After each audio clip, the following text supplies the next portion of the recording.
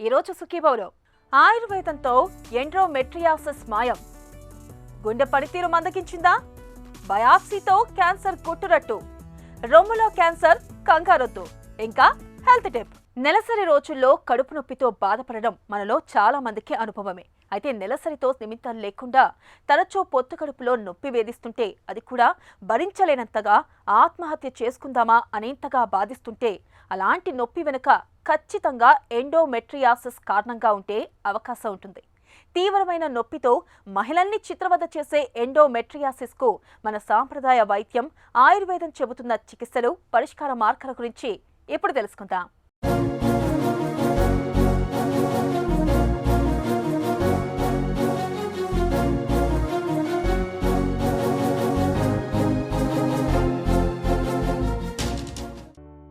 పొత్తి కడుపులో నొప్పి ప్రతి స్త్రీ జీవితంలో ఎప్పుడోసారి ఎదుర్కొనే సమస్య ఇది.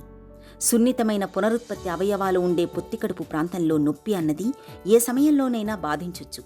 కొందరికి నొప్పి రోజంతా బాధిస్తుంటే, మరికొందరికి తరచుగా అప్పుడప్పుడు వచ్చిపోతుంటుంది. కొంతమందిలో పొత్తికడుపులో నొప్పి అనేది దీర్ఘకాలికంగా తయారై మనశ్శాంతి లేకుండా చేస్తుంటుంది. ఇలాంటి నొప్పి వెనక చాలా మందిలో గర్భాశయంలోని ఎండోమెట్రియాసిస్ పొర అనేది ఒక ప్రధాన కారణంగా ఉంటుంది. కొంతమందిలో ఈ ఎండోమెట్రియం పొర గర్భాశయం లోపలే కాదు, దాని బయట కూడా పొత్తికడుపులో అక్కడక్కడా ఇతరత్రా చోట్ల పెరుగుతూ నొప్పితో పాటు తీవ్ర సమస్యల్ని తెచ్చిపెడుతుంటుంది.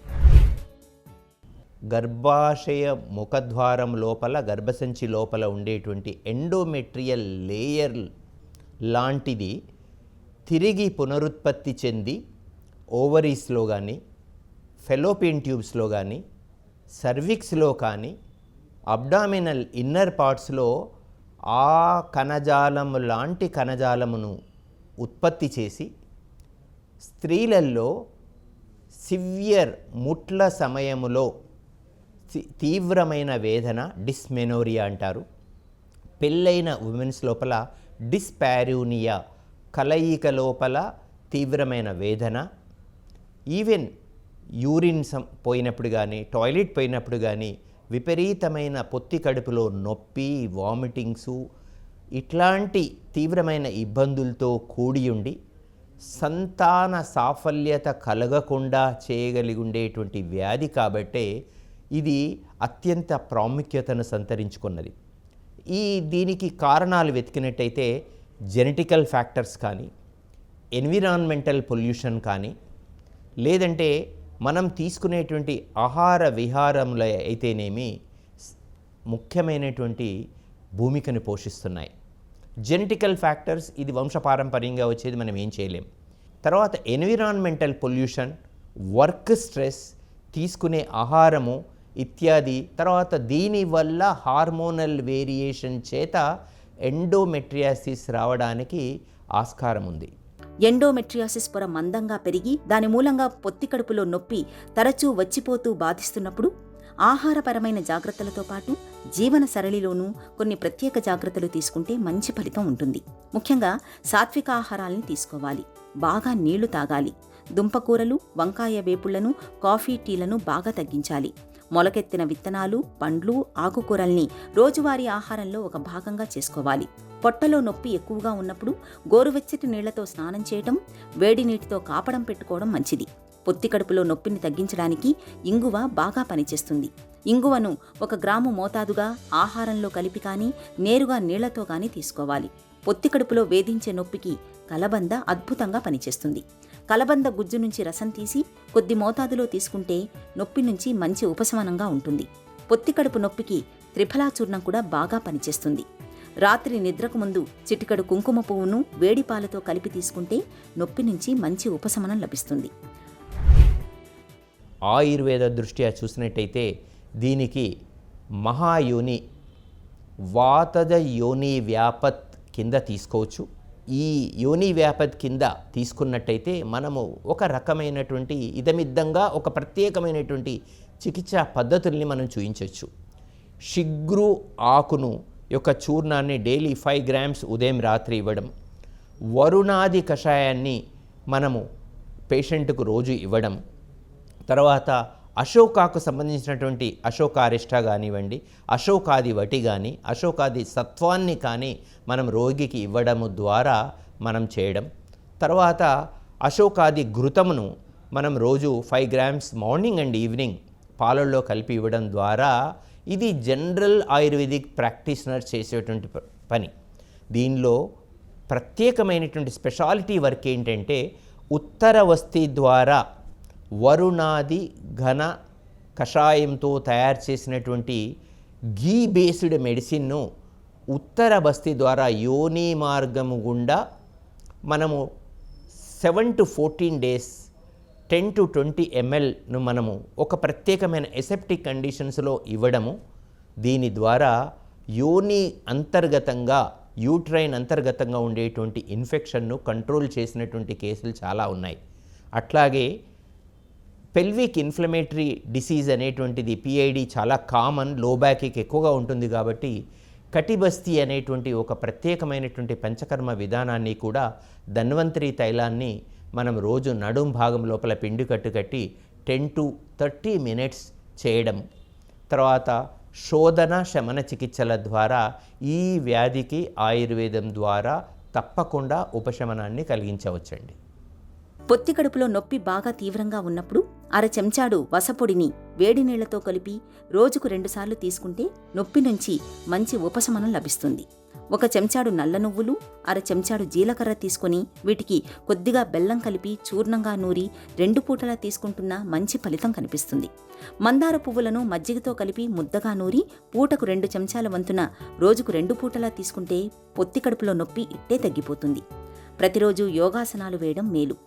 పొత్తి కడుపులో నొప్పి అనేది ఎంతకీ తగ్గకుండా వేధిస్తున్నప్పుడు రజ ప్రవర్తిని వటి, అశోకారిష్టం, కుమార్యాసవం, టంకణ భస్మం, వంగభస్మం వంటి ఔషధాల్ని డాక్టర్ పర్యవేక్షణలో కొంతకాలం పాటు వాడుకుంటే వేధించే ఎండోమెట్రియాసిస్ మూలంగా వచ్చే పొత్తి కడుపు నుంచి త్వరగా బయటపడొచ్చు. హార్ట్ ఫెయిల్యూర్ అనగానే మనలో చాలా మంది గుండె కొట్టుకోవడం ఆగిపోయిందని అనుకుంటారు. కానీ అది నిజం కాదు. గుండె కొట్టుకోవడం ఆగిపోవడం అంటే అది sudden cardiac arrest. Heart failure అంటే గుండె పనితీరు మందగించిపోవడం అన్నమాట. 100% పనిచేయాల్సిన గుండె 40%, 30% పనిచేయడం వల్ల మన శరీరానికి తగినంత రక్తం, ప్రాణవాయువు అందని పరిస్థితులు ఎదురవుతాయి. మనిషికి క్రమంగా జీవోత్సవంలా మార్చేసి దీర్ఘకాలిక జబ్బు హార్ట్ ఫెయిల్యూర్ గురించిన పూర్తి వివరాలు ఇప్పుడు తెలుసుకుందాం. కార్డియాక్ అరెస్ట్ వేరండి, హార్ట్ ఫెయిల్యూర్ అంటే వేరు. హార్ట్ ఫెయిల్యూర్ అంటే హార్ట్ పంప్ చేస్తుంటుంది, అంటే హార్ట్ పని చేస్తూనే ఉంటుంది, కానీ సరిపడినంత పని చేయకపోవడం వలన మన శరీరానికి సరిపడినంత బ్లడ్ని హార్ట్ పంప్ చేయలేకపోతుంటుంది.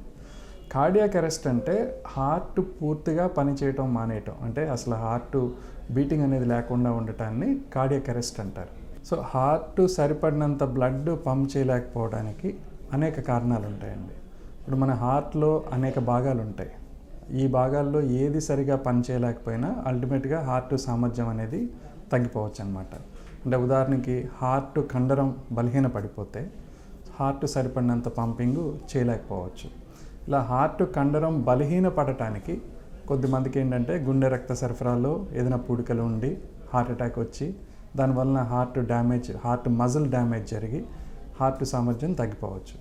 కొద్దిమందిలో గుండె రక్త సరఫరా బాగానే ఉన్నా కూడా గుండె కండరమే వీక్ అయ్యి ఇలాగ హార్ట్ ఫెయిల్యూర్ అనేది రావచ్చు. ఒక పేషెంట్లో హార్ట్ ఫెయిల్యూర్ ఉన్నది అనేది ఒకటి పేషెంట్ లక్షణాలను బట్టి, 2 పేషెంట్ని మనం పరీక్ష చేసి చూసినప్పుడు ఆయనకున్న ఫైండింగ్స్ని బట్టి, 3వది కొన్ని ఇన్వెస్టిగేషన్స్ బట్టి మనం నిర్ధారించడం జరుగుతుంటుంది అనమాట. అంటే బాగా నీరసంగా ఉండటం, ఆయాసంగా అనిపించటం, దడగా అనిపించటం, కాళ్ళవాపులు రావటం, కడుపు పొంగటం, ఇలాంటి లక్షణాలు కనిపిస్తుంటే హార్ట్ ఫెయిల్యూర్ సిమ్టమ్స్ అయ్యే అవకాశం ఉంది. హార్ట్ ఫెయిల్యూర్ ట్రీట్మెంట్ అనేది ఏ కారణం వలన హార్ట్ ఫెయిల్యూర్ వచ్చింది అనే దాన్ని బట్టి కూడా ఉంటుందండి. ఒకటి, మన హార్ట్ సామర్థ్యం తగ్గినప్పుడు హార్ట్ సామర్థ్యం పెంచడానికి కొన్ని మందులు ఉంటాయి, ఆ మందులు పెట్టడం. హార్ట్ మీద లోడ్ తగ్గడానికి కొన్ని మందులు ఉంటాయి, ఆ మందులు కూడా పెట్టడం జరుగుతుంటుంది.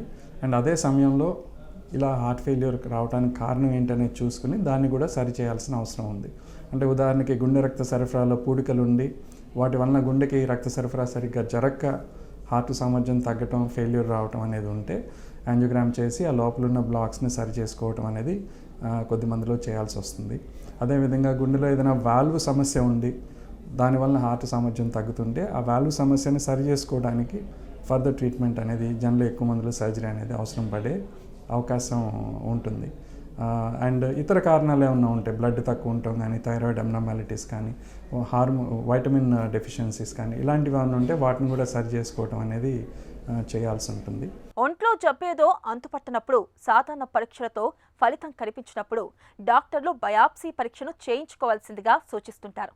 అనారోగ్యానికి గురైన భాగం నుంచి ముక్కను సేకరిస్తారు కాబట్టి ఈ పరీక్షను వాడుకలో ముక్క పరీక్ష అని కూడా పిలుస్తారు. అయితే మనలో చాలా మందిలో ఉన్న అనుమానం ఏంటంటే క్యాన్సర్ అని అనుమానించినప్పుడే బయాప్సీ చేస్తారని అనుకుంటారు. నిజానికి క్యాన్సర్ అనుమానం ఉన్నప్పుడే కాదు, ఇతరత్ర జబ్బుల్లోనూ ఖచ్చితమైన వ్యాధి నిర్ధారణ కోసం బయాప్సీ చేస్తుంటారు.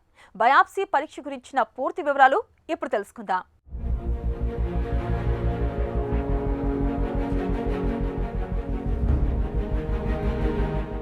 సాధారణ రక్త పరీక్షలు, ఎక్స్రేలు, స్కానింగులు ఎన్ని చేసినా ఒక్కోసారి వ్యాధి మూలాల్ని పసిగట్టడం కష్టంగా మారుతుంటుంది. ఇలాంటప్పుడు డాక్టర్లు బయాప్సీకి సిఫారసు చేస్తుంటారు. దీన్నే వాడుకలో ముక్క పరీక్ష అని కూడా పిలుస్తారు. బయాప్సీ అనగానే మనలో చాలామంది క్యాన్సర్ తాలూకు నిర్ధారణ పరీక్షగా భావించి భయాందోళనలకు గురవుతుంటారు.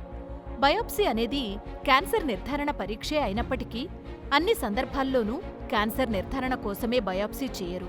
ఇతరత్ర సమస్యల మూలాల్ని ఖచ్చితంగా గుర్తించేందుకు కూడా బయాప్సీ అనేది ఉపయోగపడుతుంది. బయాప్సీ పరీక్షలో భాగంగా సమస్య లేదా కణితి ఉన్న భాగం నుంచి కొంత కణజాలాన్ని సేకరిస్తారు. సాధారణంగా బయాప్సీ విధానంలో ఎముక మూలుగు నుంచి కానీ, ఎండోస్కోపిక్ పద్ధతిలో గానీ, సూదిని గుచ్చడం ద్వారా, చర్మ కణాలను సేకరించడం ద్వారా, లేదంటే సర్జరీ చేయడం ద్వారా గానీ కణజాలాన్ని సేకరిస్తారు. సేకరించిన కణజాలాన్ని మైక్రోస్కోప్లో పరిశీలిస్తారు. అనుభవజ్ఞుడైన పాథాలజిస్ట్ మైక్రోస్కోప్ స్లైడ్ల మీద క్యాన్సర్ కణాల సంకేతాలను సులువుగా పసిగట్టగలరు. క్యాన్సర్ కణం పెద్దదిగా, ఒక క్రమాకారం లేకుండా ఉంటుంది. కణం లోపల ముదురు రంగులో కేంద్రకాన్ని కలిగి ఉంటుంది. ఈ సంకేతాలను ఆధారంగా చేసుకుని బయాప్సీ సాయంతో అది ఏ రకమైన క్యాన్సర్ అన్నదాన్ని నిర్ధారిస్తారు. బయాప్సీలో ఫలితం నెగిటివ్గా వచ్చినప్పటికీ క్యాన్సర్ ఉండొచ్చన్న అనుమానం బలంగా ఉన్నప్పుడు డాక్టర్లు మరొకసారి కూడా బయాప్సీ పరీక్ష చేస్తారు. రొమ్ముల్లో క్యాన్సర్ ఉందని తెలియగానే చాలా మంది మానసికంగా తీవ్రమైన భయాందోళనకు లోనవుతారు. బ్రెస్ట్ క్యాన్సర్కు సరైన చికిత్సలు లేవని, ఇక మరణం తప్పదని భయపడిపోతున్నారు. నిజానికి ఆధునిక వైద్యంలో బ్రెస్ట్ క్యాన్సర్కు ఇవాళ సర్జరీలు మొదలుకొని కీమో, రేడియేషన్ల వరకు చక్కటి చికిత్సలెన్నో అందుబాటులో ఉన్నాయి. అయితే ఈ చికిత్సలపై సరైన అవగాహన లేకపోవడం అనేది అతివల పాలిట శాపంగా మారుతుంది. ఈ అనవసర భయాందోళనల్ని పారదోలడానికి చికిత్సల సమయంలో కౌన్సిలింగ్ ఇవ్వడం చాలా అవసరమని చెబుతారు డాక్టర్లు. రొమ్ము క్యాన్సర్ విషయంలో కౌన్సిలింగ్ ప్రాధాన్యం గురించి డాక్టర్ని అడిగి ఇప్పుడు తెలుసుకుందాం.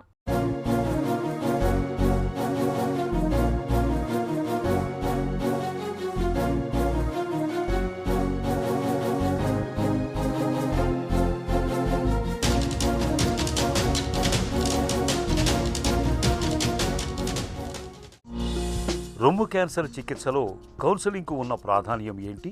క్యాన్సర్ కేవలం శరీరంకి మాత్రమే ఎఫెక్ట్ చేయదు, మానసికంగా ఎంతో ప్రభావం ఉంటుంది. అందుచేత తొందరపాటు లేకుండా డాక్టర్ యొక్క ముఖ్య కర్తవ్యం ఏంటంటే ఆ పేషెంట్కి ధైర్యం ఇవ్వటం, ఆ కుటుంబ సభ్యులకి ధైర్యం ఇవ్వటం, భరోసా ఇవ్వటం. అది డాక్టర్ యొక్క మొట్టమొదటి కర్తవ్యం. ట్రీట్మెంట్ చేసే ముందు ఇది చాలా ఇంపార్టెంట్. రొమ్ము క్యాన్సర్ చికిత్సలో కౌన్సిలింగ్ విధి విధానాలు ఎలా ఉంటాయి? స్టేజింగ్ టెస్ట్, క్యాన్సర్ అనే నిర్ధారణ అయ్యాక క్యాన్సర్ ఎక్కడైనా స్ప్రెడ్ అయిందా లేదా అనేది కొన్ని టెస్ట్ చేయటం జరుగుతుంది.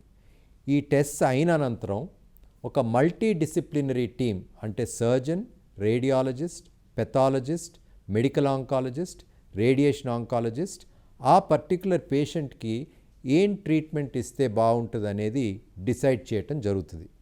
ఈ మల్టీ డిసిప్లినరీ టీమ్ డెసిషన్ మరలా పేషెంట్ దగ్గర వారికి అర్థమయ్యే భాషలో క్లుప్తంగా చెప్పి, అర్థం కాకపోతే మళ్ళా ఎక్స్ప్లెయిన్ చేయటం అనేది డాక్టర్ యొక్క కర్తవ్యం. ఈ కౌన్సిలింగ్ చేయటం చాలా ఇంపార్టెంట్. నా ఉద్దేశంలో ట్రీట్మెంట్లో 50% ఇంపార్టెన్స్ ఈ కౌన్సిలింగ్కి ఇవ్వాల్సిన అవసరం ఉంది. రొమ్ము క్యాన్సర్ నిర్ధారణ చేయటానికి ట్రిపుల్ అసెస్మెంట్ అనేది చాలా ఇంపార్టెంట్. అంటే డాక్టరు హిస్టరీ తీసుకుని పేషెంట్ని పరీక్ష చేయటం, అది ఫస్ట్ కాంపొనెంట్. రెండవ కాంపొనెంటు మ్యామోగ్రామ్ అంటే రొమ్ముకి ఎక్స్రే, అల్ట్రాసౌండ్ స్కాన్ చేయటం. మూడవ కాంపొనెంటు అల్ట్రాసౌండ్ స్కాన్ ఆధ్వర్యంలో కోర్ నీడిల్ బయాప్సీ చేయటం. ఈ 3 ప్రక్రియల్ని ట్రిపుల్ అసెస్మెంట్ అంటారు. ఈ ట్రిపుల్ అసెస్మెంట్తో ఆపరేషన్ చేయాల్సిన అవసరం లేకుండా ఖచ్చితంగా క్యాన్సర్ ఉందా లేదా అని నిర్ధారణ చేయవచ్చు. రొమ్ము క్యాన్సర్ బాధితులకు ఇచ్చే కౌన్సిలింగ్ ఎలా ఉంటుంది? క్యాన్సర్ నిర్ధారణ అయ్యాక కౌన్సిలింగ్ చేసేటప్పుడు ఆ పేషెంట్కి, వారి కుటుంబ సభ్యులకి ఆ క్యాన్సర్ ఫీచర్స్ గురించి ఎక్స్ప్లెయిన్ చేయటం అనేది డాక్టర్ యొక్క కర్తవ్యం. క్యాన్సరు సర్వసాధారణంగా ఈ డిస్క్రిప్షన్ చేసేటప్పుడు ఆ కోర్ నీడిల్ బయాప్సీ రిపోర్ట్ వచ్చినప్పుడు అది లో గ్రేడ్ క్యాన్సరా, హై గ్రేడ్ క్యాన్సరా అని తెలుస్తుంది. లో గ్రేడ్ అంటే గ్రేడ్ 1 క్యాన్సరు, హై గ్రేడ్ అంటే గ్రేడ్ 3 క్యాన్సరు, గ్రేడ్ 2 ఏమో మధ్యస్థరం. ఈ గ్రేడ్ ఆఫ్ ద క్యాన్సర్ గురించి తెలిసినప్పుడు అది వివరంగా పేషెంట్కి చెప్పాలి. రెండవది, కోర్ నీడిల్ బయాప్సీలో హార్మోన్ రిసెప్టార్ పాజిటివ్ క్యాన్సరా, హార్మోన్ రిసెప్టార్ నెగిటివ్ క్యాన్సరా అని కూడా తెలుస్తుంది.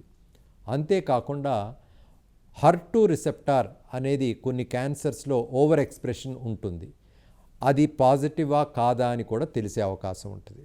అంతేకాకుండా ఈ ట్రిపుల్ అసెస్మెంట్ భాగంలో అల్ట్రాసౌండ్ స్కాన్ చేసినప్పుడు చంకలో ఉండే లింఫ్ గ్రంథాలకి ఫస్ట్ రొమ్ము క్యాన్సర్ వెళ్ళే అవకాశం ఉంటుంది. కాబట్టి ఆ రిపోర్ట్లో, అల్ట్రాసౌండ్ రిపోర్ట్లో చంకలో ఏమైనా లింఫ్ నోడ్ అబ్నార్మాలిటీస్ ఉన్నాయా లేదా కూడా తెలిసే అవకాశం ఉంటుంది.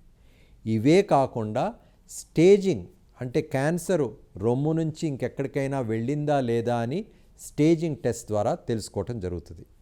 ఇవన్నీ టెస్ట్ రిపోర్ట్స్ సమకూర్చుకుని ఆ పేషెంట్కి, వారి కుటుంబ సభ్యులకి వారికి అర్థమయ్యే భాషలో ఎక్స్ప్లెయిన్ చేసి ఏ ట్రీట్మెంట్ చేస్తే ఎఫెక్టివ్గా ఉంటుంది అనేది కూడా ఎక్స్ప్లెయిన్ చేసి ఆప్షన్స్ ఏమన్నా ఉన్నాయా చెప్పటం కాకుండా ప్రతి ట్రీట్మెంట్కు ఉండే సైడ్ ఎఫెక్ట్స్ కూడా చెప్పాలి.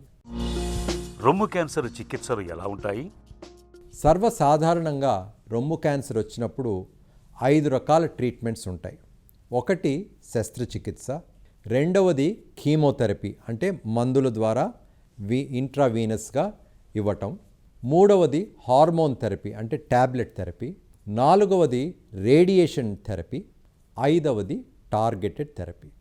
అన్ని ట్రీట్మెంట్స్ అందరికీ అవసరం లేదు, కానీ మల్టీ డిసిప్లినరీ టీమ్ డెసిషన్ ప్రకారం పర్సనలైజ్ ట్రీట్మెంట్ చేయటం జరుగుతుంది.